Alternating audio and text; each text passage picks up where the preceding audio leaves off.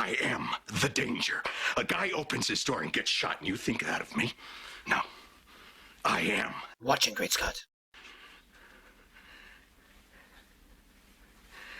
No, you ain't seen the basement, bitch! Great Scott! That's sinking in? Great Scott is a man. Great Scott! Great Scott! What is your problem? Great Scott! You're the smartest guy I ever met. And you're too stupid to see. He made up his mind 10 minutes ago.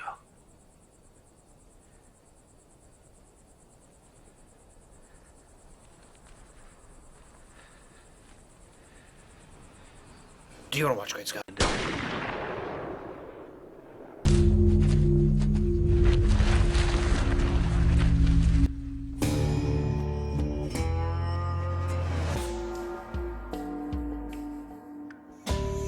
Hello everyone, and welcome to this Breaking Bad episode of Great Scott. I'm Scotty V.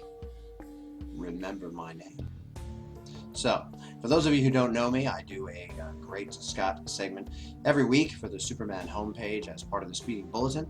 You can check it out every Friday, or you can check me out on Scotty V at YouTube, where all my episodes are there. For some reason, like many magazines, the Smallville magazine comes to mind, where they waited 5 or 6 years into the series before they launched the magazine. I, as a huge fan of Breaking Bad, have decided to wait until the final 2 episodes to do my first episode relating to Breaking Bad. I think Breaking Bad is one of the best, if not the best, most riveting, interesting, entertaining, exciting television shows I've ever seen. Last week's episode, Tohejali,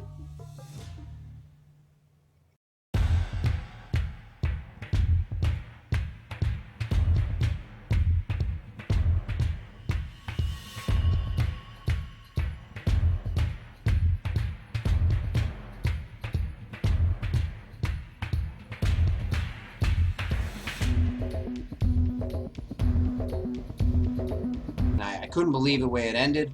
The gunfight was about to break out. Walt had tried to call him off. No, don't come. Cancel it. Forget about it. Don't do it. Once he found out that Hank was involved. And who knew how it was going to go? But I knew going in that there was a really slim chance that everyone was going to survive. And by everyone, who do I mean? Well, Walt was in the car. They're there to protect him, but they don't seem to be doing a very good job. I mean, they're just riddling the vehicle that Walt is hiding in. With bullets. He's trying to dive down onto the floor.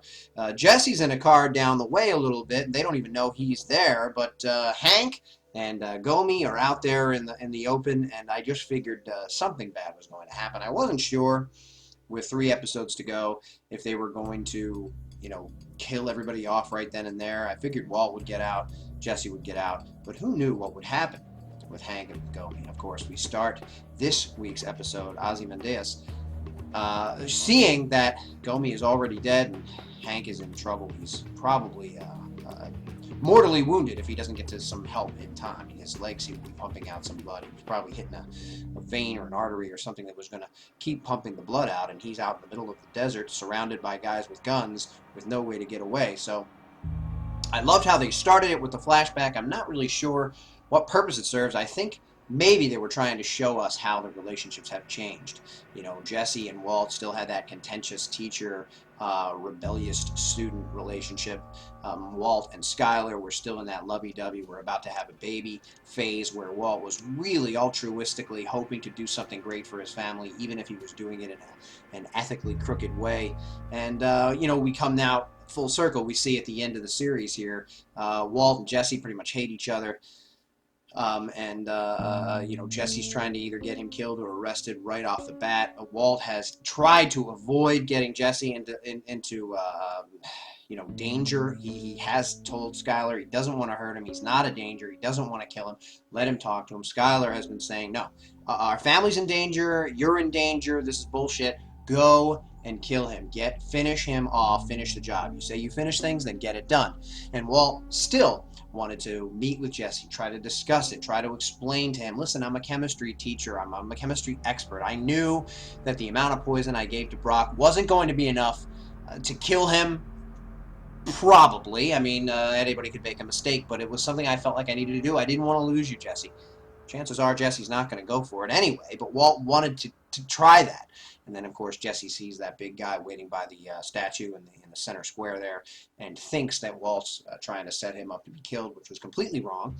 And I've been saying for weeks and weeks and weeks that Walt doesn't really want to hurt people. He does and has when needed, and he does what he has to do. You know, listen, this whole thing was set into motion because Walt wanted to protect his family after he was gone, wanted to make sure they were financially set, wanted to make sure that Walt Jr.'s medical bills going forward as an adult were taken care of. Because listen, a handicapped son who is almost fully grown is still not out of the woods. He's still going to need care going forward. You know, when he gets to be in his 30s, his 40s, it's probably going to get worse, and he's going to need more medical care.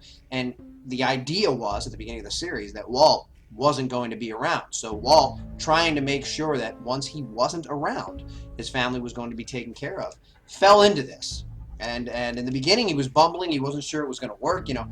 Then, of course, we see, this is almost like a Macbethian tragedy, you know, his hubris takes over as he gets going. You know, when he feels that power and that pride, when he feels like he's finally getting the respect that he never got as a teacher, as a man, as a husband, as a father, it goes to his head. And I think it would probably affect many of us in the same way. Now, most of us would not decide to go into meth manufacture. You know, in my area of the world where I live in northeastern Pennsylvania, there are some towns where on a regular basis you hear about a house burning down because they found a meth lab in the attic, or a house catching on fire because they found a meth lab in the basement, or police raiding a farmhouse because they found a meth lab in a barn.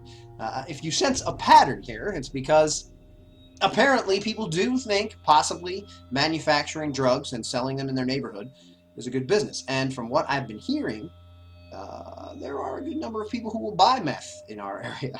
And probably it's the same way in a lot of small towns and in a lot of big towns throughout this country and other countries. There could be an argument made that a show like Breaking Bad gives you the idea that it's cool to be a drug lord, it's awesome to be a scumbag who deals drugs to children. First of all, I don't believe that Walt ever wanted to be a scumbag who deals drugs to children, or hurts children, or kills anybody in general. That was never his plan. In fact, in the beginning, he was always saying, no, we can't do this. And then, of course, Todd killed that child. Things started. Mike disrespected Walt from the beginning and was kind of a jerk and had killed many people and was pretty much a bad guy. Sure, we see him with his granddaughter and he looks all sweet and he's funny and people like him on the show. But, when you get involved with people and when you pretty much insult somebody every chance you get, you kick him when he's down, you punch him when he asks you for help, you beat him up in a bar, you make a fool out of him, and then at the very last, when he's still trying to get respect from you, you're still spitting in his face. I'm not saying every one of us would kill the guy or shoot the guy to death, but I can't say Mike didn't deserve it.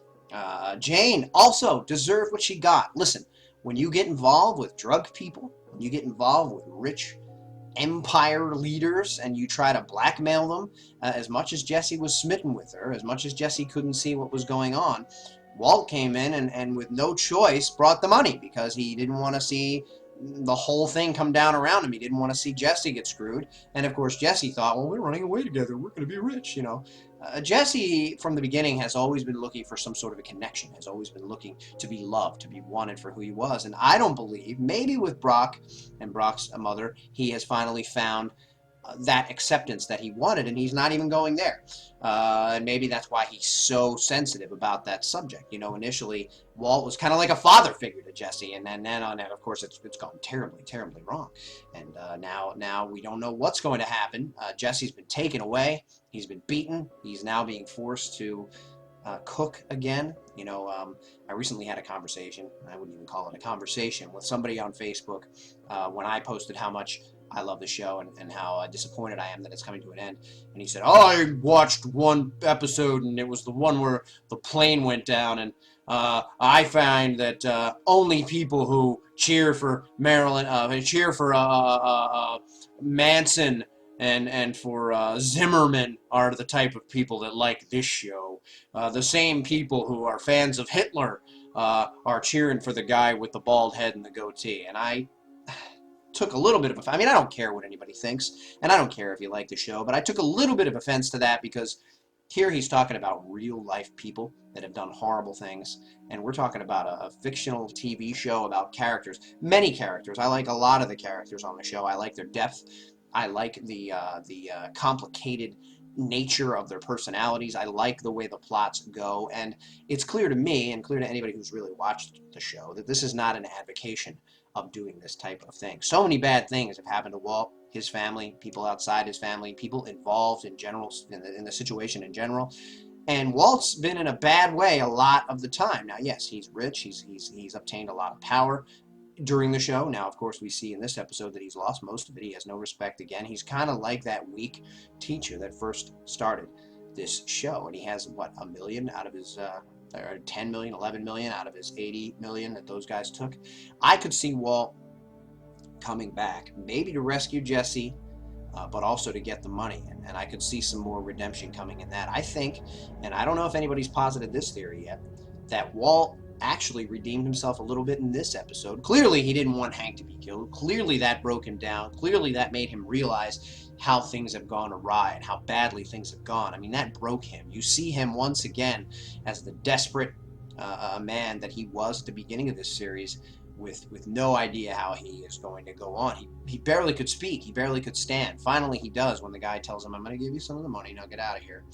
But I don't think it's over for him. I think he's going to do something else. But here's my idea, and I actually got it from my brother who mentioned it. I didn't notice it when first watching, but upon further inspection, I see Skylar's face at the end when she's on the phone change. I see she's angry and she's upset and she's concerned and she doesn't know what's going to happen with her baby because Walt has taken her. But at first, she's very indignant and she's very disrespectful. But then I think she comes to the realization that Walt is actually trying to protect her, protect them, protect the family, which was his whole plan to begin with, which is why I say when people tell me Walt should die at the end of the show because he's such an evil, evil man, I don't think of Walt as an evil, evil man. I think of him as a man, a desperate man who has done a great many morally questionable things and even bad things. He's killed people, as I said, who were involved, who were asking for it. He's killed people in defense. He's killed people to save Jesse. He allowed Jane to die, but she was blackmailing people.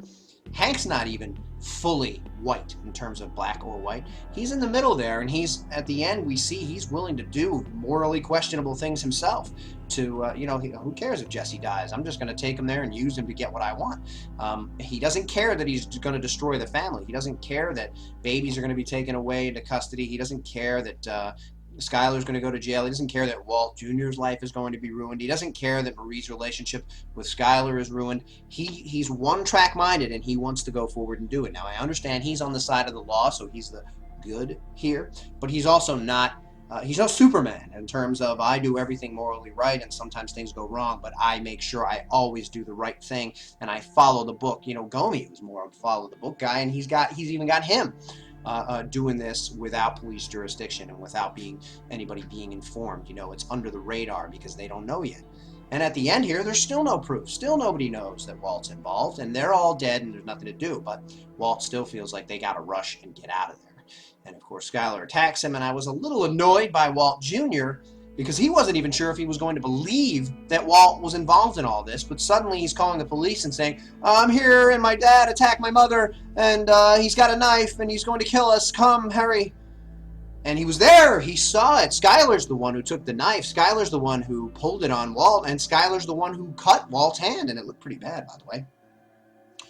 I don't expect him to tackle his mother, and I do think it was heroic jumping in there and grab, but, Walt wasn't going to hurt Skylar. He was trying to get the knife off of her, and they fell to the ground, and there was a struggle. But he wasn't attacking her with a knife, and Walt Jr. knows that. But I guess in those moments, as things were breaking down, Walt Jr. realized that his father really is dangerous, and his father may have killed Hank, and his father is not the father that he thought he had or had always known. But when Walt grabs up the baby and runs out of there, I think in desperation, he knows he's lost his family proper. He knows he's lost, Hank is dead, Skylar hates him, his son is now hating him, And the only connection he might still have to family is baby Holly. And baby Holly won't remember that this happened. You know, if they grow up together, if he takes her and he's her father and they're away, you know, she won't remember that she had a mother and a brother and that he took her out of there in a scene of violence, or that he was a drug lord. He's hoping, you know, I think he's thinking in desperation, I still have Holly, she won't know.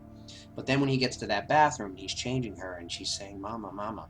I think he realizes that this isn't right. I did this whole thing to protect my family, and now I'm gonna run away to, you know, Addis Ababa or something, and I'm gonna take the baby, and she's gonna be away from Skylar, who I did all this to make sure she could take care of the family, and I'm gonna be dead. My cancer's back. I'm not gonna last very long. Maybe I beat it again for a while. Maybe it goes into remission, but I can't raise a baby. I might be dead, and then where does she go? So I think he realizes at the end there that he has to take her back. And of course the way he does that is by leaving her at the firehouse with a note and her address. But when he calls Skylar, and I didn't really realize, I could tell it pained him to say the things he said, but I felt like he needed to do it to protect himself moving forward because he knows they called the police. But then when my brother mentioned it, I realized, you know, he does know they called the police, and he's not an idiot, even though he's gotten clumsy in the last few weeks because he's gotten more and more desperate, and he's forgotten how to be that drug lord because he retired 6 months ago or whatever. I think he realized that the police were there, and that he knew that by Skylar admitting she knew about it, and by Skylar having the baby taken out from under her, and by Skylar being involved for however long she's been involved, that she's going to have a hard time holding on to those kids, holding on to her family, holding on to her house, not going to jail herself. And I think he wanted to call with the cops there and admit to everything the way he did, and make it clear that he was violent and dangerous, and that he had warned her that he would take her kids and that there would be repercussions. He says all these things for her not paying attention to him, for her not respecting him, and for her going against him. And I think realization comes on Skylar's face when she changes and says, you're right. When I first watched it, I thought she was just acquiescing because she didn't want the baby to be hurt, but I think she realizes he's not going to hurt the baby, and he's not going to hurt them. At least not personally. He's not going to do anything to them specifically, and something might happen to them because of what he's done, and that's why he's leaving, and that's why I think he's going to get the money to them, and that's why I think he made that call. He's saving Skylar. He's saving the family as best he can. He's ruined it, but at this point, the best thing he can do is admit that he was the kingpin, that he forced her hand, that he threatened her, that he said the family, the children were in danger, and he said to her that if she crossed him, there would be repercussions, and that he'd take her children away, and that he'd make, her pay. And I think that that's what he wanted to do with the cops there, so that everybody knew that he was the one and not them. So that when there's a trial or when they go to, court with this, whether or not they have him, that she'll have deniability in terms of saying, yes, I went along with it because he said he hurt my kids. He said he'd take my kids. He killed Hank, or he's responsible for Hank's death. I didn't know what he would do to us. I had to go along. We had a baby. He'd kick us out, or he'd take my kids, or So I think that was a heroic act in a man who has been broken down and who has gone to the dark side and has sort of sold his soul. But remember this, he sold his soul for family. He sold his soul out of desperation and love and wanting to see his family protected after he was gone. He didn't go about it the right way, and he's done many great things that were bad. But drugs are out there. People are going to get drugs whether Walt White exists or doesn't. Whether I brew meth or don't, meth's going to be there. Until somebody cracks down on it, until the government makes it legal and has it sold with tax on it, there's always going to be drug wars. There's always going to be people shot over drugs. There's always going to be accidents because other people are involved with people who are involved. But I love this show. And I wanted to do this actually when the second part of this season started, and I just didn't get around to it till now. But if you haven't seen me before, subscribe on YouTube. It's Scotty V on YouTube. Most of my stuff is Superman related from the Superman homepage. I do Great Scott. I'll be doing a couple more of these Breaking Bad ones as we wind down in its final season. If you like this, check more of my stuff out, and remember, I'm the one who knocks. Great Scott, biatch. You watch Scotty V. Yeah, bitch! Great Scott. Yeah, bitch! Great Scott. Great Scott, Bogdan. Great Scott.